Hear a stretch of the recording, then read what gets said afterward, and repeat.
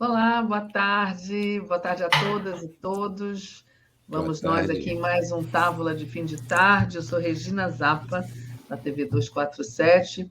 Estou aqui com meus companheiros Renato Aroeira, Miguel Paiva. Miguel está lá em Portugal, hein, Miguel?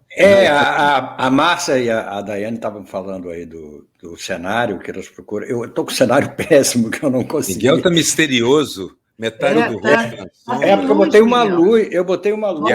Escuro. Mas eu vou arrumar para a próxima vez. Essa vez não deu tempo. Quase um filme no ar. Está quase um filme no ar, exatamente. Eu fico nesse mistério, mas tudo bem. E aqui em Portugal, a questão do Vinícius Júnior também repercutiu muito. Botaram o discurso do Lula toda hora, o Cristo apagado. Pois é. Discurso do presidente da Liga, muito criticado o discurso dele, entendeu? Houve uma reação global, digamos assim. Né? A Europa como um todo tem esse pepino, né? Essa semana teve muito assunto, né? Teve Lula no Japão, com esse discurso que você falou aí, que mobilizou aí finalmente os espanhóis. Teve a Lava Jato botando as unhas de fora, mas o assunto que tomou conta mesmo de corações e mentes nessa semana foram essas ofensas. É a gota d'água. É a gota d'água. De certa maneira, sempre há uma gota d'água que chega para as pessoas falam, chega. Porque, na verdade, a Europa como um todo tem protagonizado, no campo de futebol, um episódio racista atrás do outro. É uma sequência. Toda hora tem, exatamente. Alguns países estão usando ferramentas um pouco mais duras, com muita razão, e punem os clubes, desde multas razoáveis, bastante significativas, até mesmo perda de pontos ou jogar com portões fechados e coisas do tipo, que é fundamental você punir o clube. A única forma disso ser controlado é punir o clube. Agora, o problema é a Europa, que não consegue esconder esse viés racista tremendo que ela tem. E tem. Pois é, eu vi um post de alguém, não sei se foi aqui no 247, dizendo o seguinte, que se os times de futebol e as pessoas fossem mesmo sérias, se recusariam a jogar, pelo menos durante uma semana, na Espanha, em protesto contra ao que houve, em protesto contra a plateia. A questão é que não há essa unidade nem dos jogadores, nem dos clubes, é difícil, porque virou uma terra de ninguém, virou uma situação muito milionária de todos os jogadores, ninguém quer arriscar sua pele, as opiniões políticas são poucas, normalmente vêm dos negros, né, que realmente se revoltam contra um esquema Miguel absurdo. Tem razão. Então é muito difícil. Todo o sistema, toda a estrutura passa pano quente, não quer saber, prefere não levar para frente, finge que é uma coisa natural do esporte. Não é uma coisa natural do esporte, não. Competitividade e lealdade, isso são coisas naturais do esporte. Racismo, não, de forma nenhuma. Aliás, eu vi uma charge no El País, dos navios negreiros chegando, um barco daqueles imigrantes chegando cheio de negros na costa da Espanha e uma cerca, e o cara de trás da cerca perguntando, tem algum jogador bom de futebol aí entre vocês? Exatamente, eu já tinha visto esse cartoon também. É uma realidade. Para determinadas tarefas servem, mas passam o tempo inteiro sendo hostilizados, humilhados. Com todo respeito, vai tomar banho, dona Europa, pelo amor de Deus. A Federação Espanhola é apenas uma das federações que passa o pano e passa vexame, né, o tempo inteiro. E a gente não pode deixar de perceber também, essas coisas acontecem em países que estão com essa tendência, com a extrema-direita muito forte. Há uma pressão muito grande, a juventude toda é facilmente manipulável nesse aspecto. O que está havendo é um descompromisso social e político muito grande. As pessoas estão aceitando muito facilmente a barbárie, estão aceitando muito facilmente o racismo, estão aceitando muito facilmente essa meritocracia que privilegia pouquíssimas pessoas, entendeu? Então, é muito séria a situação, não só aqui, mas no mundo inteiro. Aí, no Brasil, a gente viveu isso e continua a viver isso. Não vivemos o racismo desse jeito, porque o racismo aí no Brasil é um pouco disfarçado, né? Queria que a Regina falasse um pouquinho sobre um negócio que ela... É o seguinte, reagiu. Você acha que é mesmo uma gota d'água, feito eu tinha comentado? Eu vi que você Olha, fez assim. deixa eu dizer uma coisa. Vocês estavam falando, eu estava pensando, eu acabei de entrevistar, agora há pouco, um ator negro chamado Cleiton Nascimento, que está bombando com o espetáculo dele, que realmente é um acontecimento revolucionário. Eu fui assistir no sábado, quase 3 horas de monólogo, que ele não perde o fôlego, mas você quase que perde assistindo ele no palco. É extraordinário. Ele, claro, fala de racismo do começo ao fim, mas não fala, ele vai contando histórias e ele acaba contando a história do Brasil, a história da República, a história da abolição por outro viés, pelo viés que a gente sabe que a história do Brasil é toda camuflada. Então, é sensacional. E aí eu conversei com ele, perguntei se a peça dele, a história com a reação internacional, a questão da ofensa ao Vini Júnior, se ele acha que isso tudo mostra que as coisas estão andando, que estão se mexendo, que estão melhorando. E aí ele falou assim: olha, infelizmente, eu gostaria muito de dizer para você que está melhorando, mas aí ele contou um caso que eu nem me lembro que ano que foi. Quando ele começou a escrever essa peça dele, 7 anos atrás, teve aquele caso do Aranha, que também teve um estádio chamando de macaco, ofendendo e tal. Ele falou assim: pois é, isso foi há anos atrás, e agora eu já, com a peça feita, fazendo a peça, acontece novamente a mesma coisa. Então, ele quis dizer com o Vinícius, né?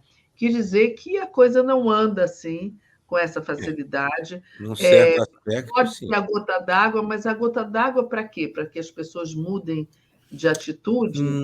Difícil. Né? A gente não pode esquecer que teve em Buenos Aires também, lembra? Teve um episódio. Não, legislação. Falamos disso.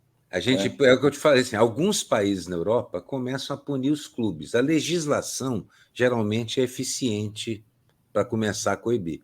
Então, embora eu concorde com ele, muito, com toda certeza, ele tem toda a razão de dizer, não melhorou do ponto de vista pragmático do dia a dia de quem é negro e vivencia isso o tempo inteiro. Não. Mas, por outro lado, algumas atitudes começam a aparecer, há uma pressão social para que certas leis... É igual qualquer outra das leis que foram conquistadas justamente porque essas coisas se repetiam, mas a cada vez que se repete, pode atingir um público maior ou pega num momento extremamente errado para uma estupidez dessas, e aí a coisa aparece como ela é realmente. Um absurdo inacreditável. Porque quando a gente vai olhar o caso, das 10 ofensas, dos 10 casos de racismo, 9 foram com ele. 9 foram com ele. Exatamente. Eu queria perguntar para vocês que eu fiz ontem uma entrevista com o Chico Buarque falando sobre isso, e ele fala isso, agora chega. Queria saber se a gente coloca agora para assistir, são 7 minutos, e depois comentar, ou se vocês preferem... Eu acho que sim, eu acho que é legal. Eu acho entrevista, que depois a gente comenta e passa as charges. Tá bom. Exatamente. Tá legal. Tá legal. Vamos então, lá, vamos pode lá. botar. Vou tentar botar aqui.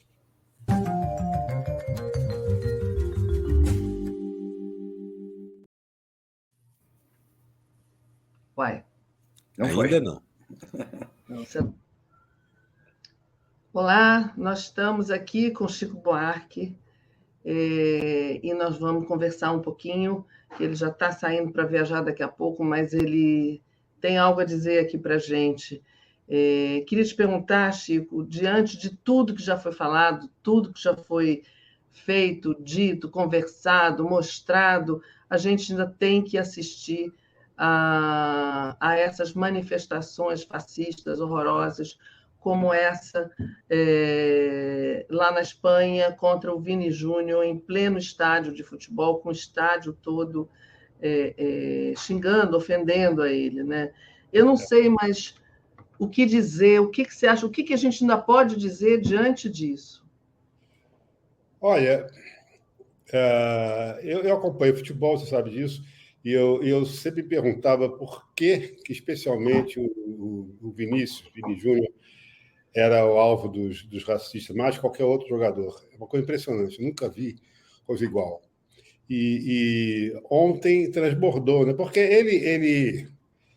eu imaginei, talvez, que o estilo dele, o estilo de jogo, um jogo um pouco debochado, ele respondia aos ataques com alegria. O futebol dele é alegre, então ele respondia com mais dribles, com danças, com isso tudo. Agora tem uma hora que bate no limite, né? Eu acho que disso tudo que ficou, que eu acho que acho formidável a maneira como ele reagiu ao racismo dos torcedores e ao extremismo dos dirigentes da La Liga e tal. Ele bateu de frente. Isso que eu acho que é novo no futebol. Isso está mexendo com todo mundo, está mexendo com a estrutura do futebol. O racismo vai continuar e não é só um fenômeno espanhol, está em toda parte. Mas o que eu acho admirável mesmo é a forma como ele reagiu e ergueu a cabeça, porque com o racismo não se pode passar pano, não se pode fazer média com o racista. Chega. E ele está dando essa demonstração, esse basta, com palavras muito contundentes. Acho que ele, não sei se foi por intuição, se foi por se ele de alguma forma já pensava assim, mas é muito bom, é admirável que ele tenha se manifestado com tanta contundência. Ele falou que vai voltar para o Brasil, mas que vai continuar lutando contra os racistas. Você acha que isso pode ser um exemplo para o brasileiro que ainda carrega esse preconceito? É exemplar. A atitude do Vinícius Júnior é admirável porque é exemplar. A gente poucas vezes viu jogadores se manifestarem. Há um ou outro, até técnico de futebol aqui no Brasil, negros, como o Roger, outros poucos assim, têm se manifestado aqui e ali.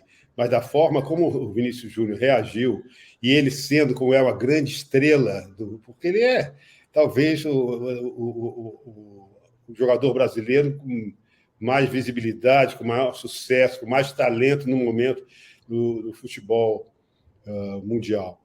Eu não sei se ele deve voltar, se ele deve sair do Real Madrid, não sei exatamente o que ele pretende, nem sei o que seria mais desejável. Eu acho que ele com certeza vai continuar a luta dele, provavelmente jogando bola, acho que lá na Europa,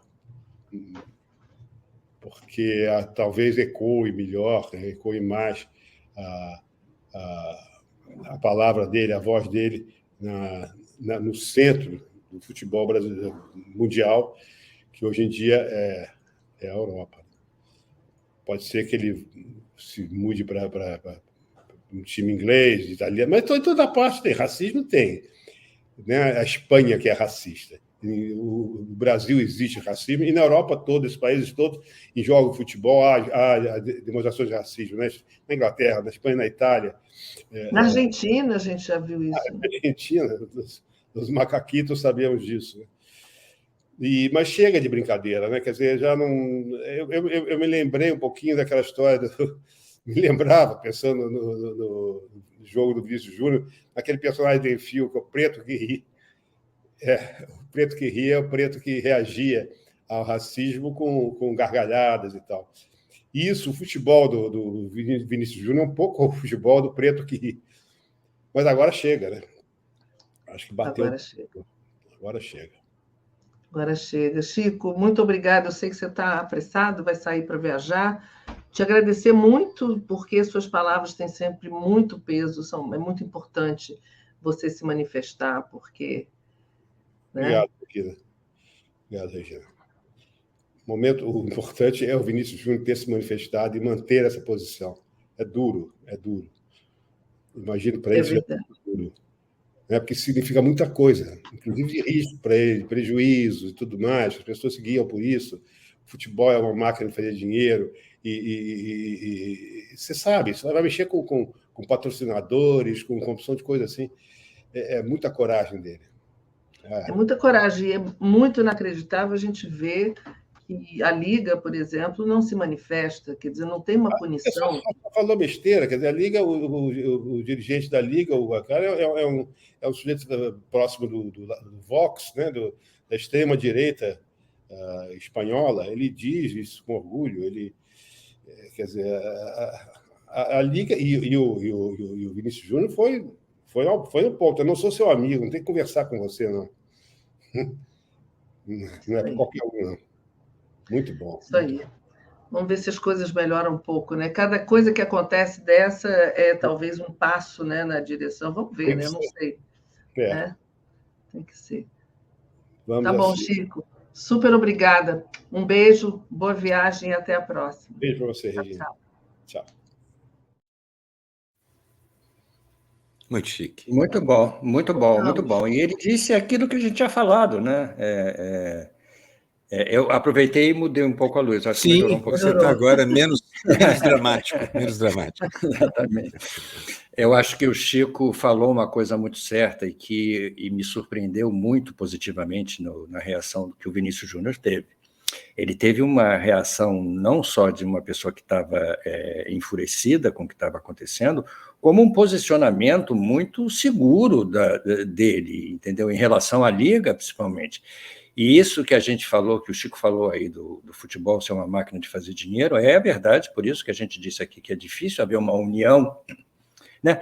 Os jogadores americanos lá de futebol americano fizeram os negros fizeram aquelas manifestações, todo começo de jogo eles se ajoelhavam, na Europa mesmo houve uma série de manifestações, mas não sei se foram contundentes a ponto de...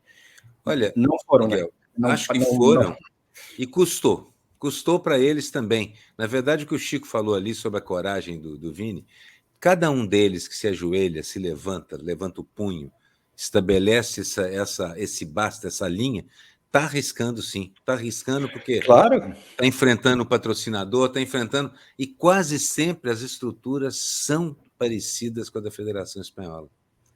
São próximas da extrema-direita ou da direita, são de gente conservadora. Geralmente a gente sabe como a cartolagem é, e não é um fenômeno muito diferente fora do Brasil, não. Não. Então, assim, cada um desses que levanta... Poxa, eu fiquei impressionado com essa fala do Chico por causa disso. É preciso muita coragem para fazer isso.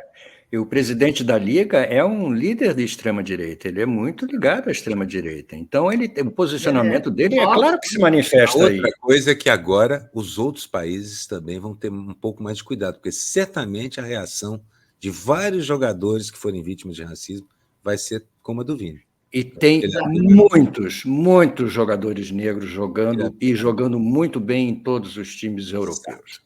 Esse que é a questão. Inclusive em seleções europeias. São os melhores, né? A França tem jogadores negros jogando na seleção, são franceses, entendeu? Que estão lá.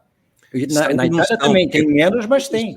Todos eles relatam as dificuldades devidas ao racismo, né? Todos eles relatam. É verdade. Então, eu acho é bom que assim, esse negócio da gota d'água, do Chico está indignado, de tantas pessoas, é porque não é mais brincadeira. Chega, em algum momento você fala assim, não, daqui para frente não dá mais. Lamento aquele humorista, entre aspas, que acha que aquilo que é humor. Lamento, rapaz, mas a partir de agora não dá mais. Não dá mais. O direito de dizer isso é contraposto pelo direito do outro de processar e pedir para você parar de falar essa quantidade de bobagem.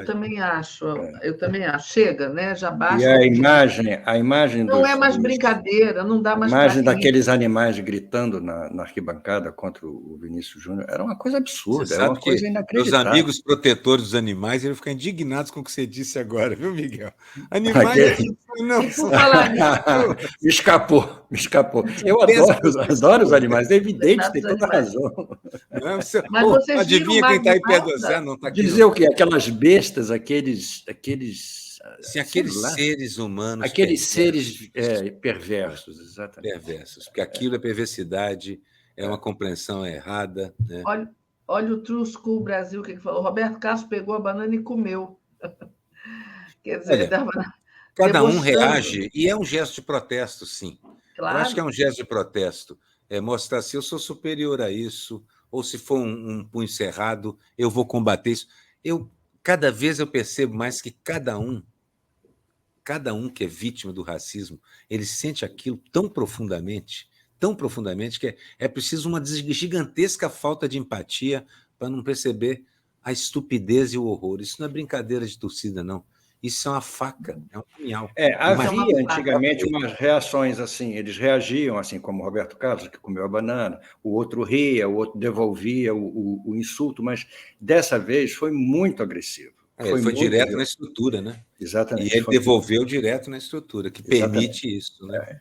Então, eu acho que ele tem acho que assim, de certa maneira, essa comoção mundial que causou é muito, muito, muito importante. Né? Realmente muito importante. E foram provocados, principalmente, pelo discurso do Lula no Japão, quando ele repudiou esse acontecimento, e eu acho que, por isso, o governo espanhol começou a se mexer, respondeu a isso, e foi muito importante essa fala do Lula, muito importante o chefe de Estado falar isso. Hein? Aliás, eu tenho lido na grande, big, corporativa e porcorativa imprensa também, como é aquelas coisas do tipo equívoco de Lula em relação à Ucrânia abala o prestígio internacional. Eu morro de rir, porque tudo que o Lula fala vira pauta instantaneamente e o pessoal insiste em dizer que é equívoco. Não, e essa questão a última agora já começaram a criar problema do encontro dele com Zelensky. Não aventam a possibilidade de o Zelensky ter sido grosseiro e não ter aparecido. O Zelensky foi grosseiro e o Lula... Gente, dele ter armado isso para chamar atenção, claro. Não, e olha, o Lula fez isso, estou à disposição. Não quer vir sua alma, sua palma. Exatamente. É o que se dizia lá em Minas Gerais, sua alma, sua palma. Você faz e o Lula tem tido posições corajosas, soberanas, sabe? Estou achando muito bom. Tem pautado. Isso é impressionante, como é que ele pauta a imprensa mundial de uma forma ou de outra. A posição dele em relação a isso ecoou na Espanha, assinatura conjunta de um protesto dos ministérios correspondentes, e, de repente, o planeta inteiro está falando nisso e discutindo de forma muito mais avançada o racismo descarado, explícito e permanente dentro dos esportes, especialmente no futebol. Bom, muito bom. Mais uma pauta. O Luiz, deixa eu só fazer uma correção. O Luiz Gustavo está dizendo que quem comeu a banana foi o Daniel Alves, que debochou que agora está na cadeia, né? Pois é. Olha só, vocês querem mostrar a... Olha, eu já avisei ao Felipe e à Daiane que vai passar, porque eu daqui com o meu notebook eu não consigo. Eu tenho essa limitação tecnológica. Então, já está aí, já está começando. Achei muito simpática essa charge, gostei muito, Miguel. Eu vi quando o Papa atendeu, só que delicado. E me lembrei que o Domingos Oliveira fez isso uma vez em cena também. Quem é que poderia ligar para o Papa no celular? Ele interromper tudo, né? Ou de baixo ou de cima, não tem outra. Deus, não há a menor dúvida. Espera aí, senhor, que o Satã está na outra linha. Exatamente. O Satã fala telepaticamente. Olha, o Satã é uma espécie de Satã. Veio ele em seguida. Já fiz também Santinhos do Pau Oco, é sempre uma metáfora boa de fazer. A gente não consegue não usar, né? Ele, teoricamente, acredita em santos, quem não acredita é a companheira. Mas ele se diz inocente o tempo todo. Todo mundo está envolvido, menos ele, né? Claro. Eu já tinha ouvido falar em inocente útil, mas ele está tentando se tornar um inocente inútil, não é? Inútil, total. Pode passar, Daiane, eu acho que é a Daiane. Hoje não alternar a charge, acho que tudo bem, maravilha. Está do jeito que a gente mandou. Depois virão as suas. Bom, isso aí não há a menor dúvida, era só uma homenagem. A Aroeira já fez uma charge parecida, eu acho um absurdo que um cara que mexeu com o mercado de madeira... Um assinte. É impressionante botar o Salles na presidência de uma CPI Não, da eu casa. não tenho nem palavras para qualificar isso. Pode ir adiante, Cara de Daiane. pau, vamos lá. É. E aqui nosso amigo que não Tempo. diz nada, mas hoje Não diz ele deu nada. um depoimento, ninguém sabe ainda o que ele disse, né? Ele falou eu tentei imaginar. achar, mas não consegui. Nada importante. Não, não Posso vazou ainda imaginar, não, nada vazou? importante. Sobre as joias, não, ainda não. Se Essa é tivesse nossa- vazado, se fosse importante, já teria Já vazado. tinha vazado, é verdade. Esse é o nosso É porque é card. mais um depoimento inócuo, de banho-maria, de só para dizer estamos aceitando a regra do jogo, cuide dos meus que eu cuido do seu depoimento aqui e assim por diante. Até agora, é o que a gente viu em todas as vezes que a gente esperou, digamos assim, o cara entregar. Mas vamos para frente aí. E esse é é o o nosso nosso card. Já vimos, pode passar. De novo ele, assumindo... Isso naquela época, né, que ele assumiu a postura de Vou ser... fazer uma observação, porque isso é Ah, tão bonito, maravilhoso isso. tão Fala aí, elegante Aroeira. de ver. Eu vi o Wynton Marsalis Eu vi. lendo um texto que muitas pessoas colaboraram para escrever, falando sobre a absoluta genialidade de Hermeto Pascoal, enquanto ele recebia o título de honoris causa pela Juilliard, uma das Escola super de escolas música. de música e tal. E aí a Cláudia Barcelos, que é violinista que eu toco, falou assim, gente, é como se ele estivesse em Hogwarts, o bruxo está em É Hogwarts, verdade. recebendo. Eu falei, poxa, é perfeito, isso é uma charge maravilhosa, tem que ser feita com aquelas roupas bonitas, É a cerimoniais. homenagem perfeita a ele. Ele está a cara Ele dele. Falar sentadinho, dela, hein, Aroeira? porque eu realmente faz tempo que eu não fico tão feliz desenhando uma charge. E ele lá sentadinho, ouvindo É muito lindo, aquilo, fazendo lindo. assim com a Tinha um cabeça. músico lá olhando para ele com aquele assim, quem é esse duende, esse gnomo genial que está aqui sentado ao meu lado? Maravilhoso, maravilhoso. Vamos lá. Essa é a conga das prisões, assim, sempre cabe mais um na rabeira. Está ótima. Então, olha só. É o bonde do Bozo. A Niara eu sempre faço, a Niara é o bom, tem vários dos possíveis candidatos. A Niara eu sempre faço e lembro que é uma personagem que combate a injustiça fiscal. Ela lembra o tempo inteiro nas tirinhas os vários mecanismos que os milionários, bilionários e super ricos têm para se eximir de pagar os impostos, a ponto de, quando a gente faz as contas, quem paga mais imposto no Brasil é uma mulher negra, porque ela geralmente é arrimo de família e tudo que ela recebe ela consome, ela gasta, sustentando a família, portanto ela paga os impostos sobre produção, os impostos sobre o produto.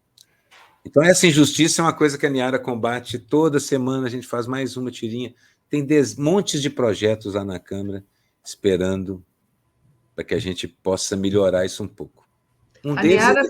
A Niara precisa virar um livro, né, Aroeira? Depois... Sim, precisa, já temos 2 anos e tanto de tiras. Já tem tira beça aí, uma por semana, já tem mais de 100. Assim. Parte do que o Lula já fez na questão fiscal era uma das reivindicações da Niara também, de toda a categoria. Esse mundo está perdido, não que era a mudança de faixa e tal. Ah, não, pois é. Isso é um dos comentários mais incríveis que os racistas falam assim, que coisa, o mundo está perdido. Você não pode nem torcer. Sabe a brincadeira do SIDA? Você não pode nem torcer mais que agora é racista? E aí é que vem a resposta. Você acredita que um negro me chamou de racista outro dia? Aonde nós vamos parar, né? Isso é o juiz que deu o cartão vermelho para ele. Basicamente fez por isso. Porque ele virou, apontou o dedo e falou, racistas. E ele deu o cartão vermelho por isso. No meu campo você não fica. Bom, espero que o juiz seja julgado também. Seja punido. Bom, de novo, o trio. Eu chamo de triângulo corruptoso. Não é um triângulo amoroso, é um triângulo corruptoso. Dallagnol, Moro e Aconja. Esses 3 são uma espécie de retrato do que é a República Judiciária lá do Paraná. E a Lava Jato continua... É o promotor, cúmplice do estertores, juiz, que é cúmplice do promotor e que é casado com uma sócia das empresas, dos escritórios que cuidam das delações premiadas, das percentagens sobre o dinheiro, aspas, recuperado. Eu queria dizer uma coisa sobre isso. O que aconteceu com a demissão, né, a retirada do Apio, e eles trazerem a Gabriela Hart para chefiar a Lava Jato, isso aí é uma coisa tão descarada, tão óbvia, tão às claras, Porque eu nunca vi uma coisa dessa. E será que isso eu acho que não vai durar, não. Acho que não vai durar. Acho que o Supremo até reagiu rápido. O Toffoli já pegou, suspendeu tudo e trouxe parte dos processos para o Supremo. Claro, ele não vai permitir. É inacreditável trazer essa mulher para ser a cabeça lá do Lava Jato agora. É tão óbvio, eu acho tão assim. óbvio, né, Regina? É isso mesmo. Mas é uma tentativa, eles vão ficar tentando, né? Eles vão ficar fazendo claro, isso. Mas eu nunca vi uma disfarçatez dessa forma. Nunca vi isso acontecer assim, dessa forma. É verdade. Tem uma amiga minha que diz, mas a gente não pode descansar nunca. Lamento, minha querida amiga, não podemos descansar nunca. Não vai dar, não vai dar. Todo dia. É uma furtiva lágrima, né, Miguel? Exatamente. E bota furtiva nisso, né? Bota furtiva. Furtiva e como? E bota furtiva nessa furtiva lágrima aí. É muito bom. Essa foi no dia. Eu tinha de fazer. Ele é muito Naquele patético, o Dallagnol, né? E você viu ele participando de uma manifestação em Curitiba? Não, gente, me deu vontade de desenhar ele sendo sacudido. Assim, estou ficando enjoado. Acho que eu vou. Eu fiquei enjoado vendo essa charge, porque é muito Dallagnol. E ele lá sendo sacudido. Não devia ter comido aquele hambúrguer. Gente, ele é muito patético. Eu não sei nem definir. É muito patético. Esse é outro, né? Que o assinte. Né? A ofensa. Esse aí é outra coisa. Esse aí é a ofensa. A ofensa. Esse é a ofensa. Eu acho que ele não vai poder chefiar, né? Porque ele está sob inquérito, né? Não sei como é que vai ficar. Não sei. Tecnicamente, ele não poderia, feito a Sâmia Bonfim contou para a gente, ele não poderia porque ele está envolvido. Exatamente, na própria CPI. O relator não pode ser um objeto da CPI. Claro. Exatamente.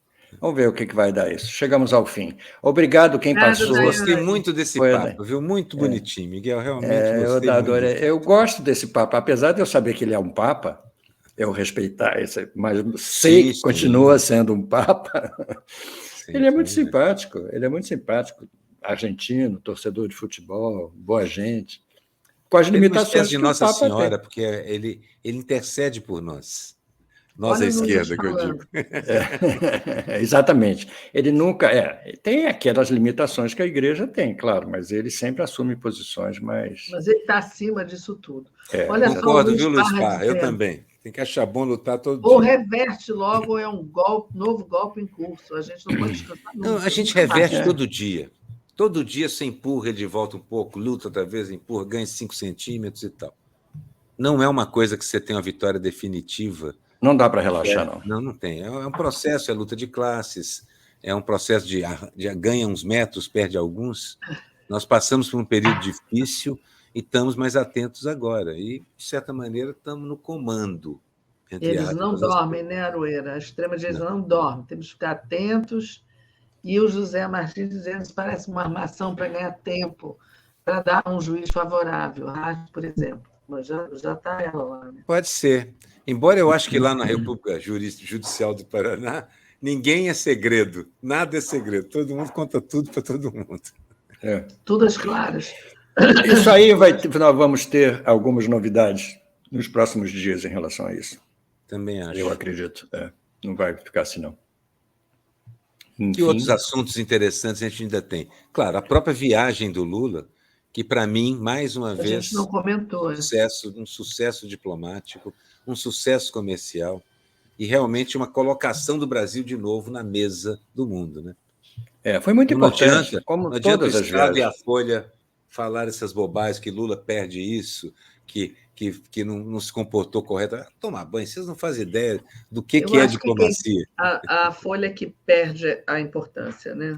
Exatamente. A diferença de um ano atrás, gente, nós tínhamos uma pessoa que não viajava mais, porque ele era ridicularizado.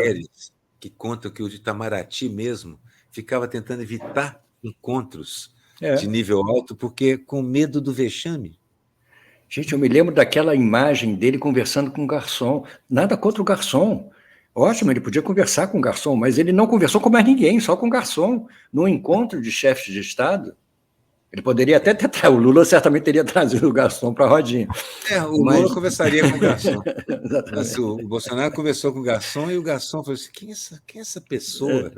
O garçom ficou constrangido. Exatamente. Quem é essa pessoa? Cadê o pai dessa criança, né? Aquele negócio. E saindo naquela van, xingando todo mundo. Aquele ministro da Saúde, ex-ministro da Saúde, botando o dedo, mostrando o dedo para os repórteres. Gente, olha o nível que a gente estava... Aquilo ia ser... Esse episódio do Vini Júnior no estádio era o que a gente estava vivendo. O país era isso. Era um bando de malucos em Brasília, xingando a gente, botando o dedo, mandando a gente pastar e tudo mais. Prometendo o país todo. Como se fosse tudo. Exatamente. E não é toda a Espanha. Só, não é toda a Espanha. A gente já está quase acabando, só queria falar umas coisas antes da gente terminar, voltando aí à questão do racismo. Uma coisa que eu achei assim, que mostra para a gente a diferença do país onde a gente está, quase todos os ministros se pronunciaram, né, do governo brasileiro contra o que aconteceu lá na Espanha. O técnico do Real Madrid foi sensacional. Foi. Quando a repórter perguntou para ele: vamos falar de futebol? Ele disse: não quero falar de futebol. Eu quero falar do que aconteceu, que foi um absurdo, que não pode, realmente. E o Flávio Dino, que falou que talvez precise ser usado um remédio extremo, uma lei extraterritorial. Eu acho o Flávio Dino, ele está ótimo em todas, né? Ele diz que, claro, que ele acha que não vai ser preciso, mas que, se precisar, tem que ter um remédio extremo. Eu acho que a gente chegou nesse ponto de ter que adotar remédios extremos. Você viu o Magno Malta falando quem que vai defender os macacos? Vocês viram isso? Não, pelo amor de Deus. Como é que é? No parlamento, ele fez um discurso supostamente meio engraçado, querendo fingir que estava defendendo... Não foi engraçado. Defendendo o Vinícius e tal. Disse assim, mas eu quero saber se os protetores dos animais vão aparecer para defender os macacos. Ele falou isso. Mas ele é uma besta, né? O que você pode esperar dele? Você conhece ele bem. Como impressionante, é um cara que não perde uma oportunidade de fazer uma grande estupidez. Ele não pode ver uma chance de fazer uma grande estupidez que ele vai e faz. Eu estou curioso para ver os próximos jogos. Aqui, os campeonatos aqui estão na próxima rodada, é a última, eu acho. Então, estão chegando ao fim, não vai ter muito mais cena em campo, entendeu? E o Real Madrid foi eliminado da Liga dos Campeões. Mas eu estava curioso para ver o que aconteceria nos próximos jogos. Ainda tem jogo pela frente, mas... Vamos ver. Eu acho que há uma chance real disso diminuir. Sim. Eu acho. A gente vai ter que ficar atento, como várias pessoas disseram aqui no chat, a extrema-direita não dorme, a gente também não pode dormir. Esse presidente da La Liga, né, espanhola, o Javier Tebas, ele apoia o Vox, como a gente falou aqui, que é um partido racista, xenófobo, homofóbico. De extrema-direita. E foi recebido no Brasil pelo Bolsonaro. Não sei se vocês lembram disso. Mas, enfim, pessoal, chegamos aqui, já estou vendo o Marcelo Auler lá, já vai entrar com a Daphne. Vou devolver aqui a palavra para a Daphne. Boa tarde para todo mundo. Boa tarde, Aroeira, Miguel. Beijo, tchau. Boa tarde. Tchau, Daiane. Boa tarde, Daphne. Tudo mais? Tchau, Daiane. E hoje